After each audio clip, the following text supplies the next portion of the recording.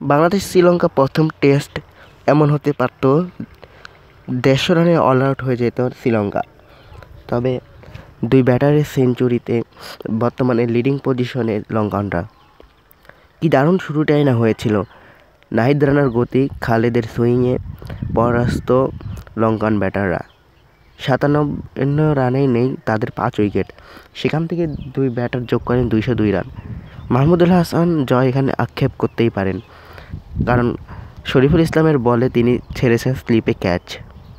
তবে তার কাছে সুযোগ রয়েছে তার প্রতিশোধ নেওয়ার। এখনও তিনি রয়েছেন ক্রিজে। শ্রীলঙ্কার দিন শেষ করে ২৮০ রানে। সেখানে বাংলাদেশ ৩ উইকেটে ৩২ রান নিয়ে দিন শেষ করে।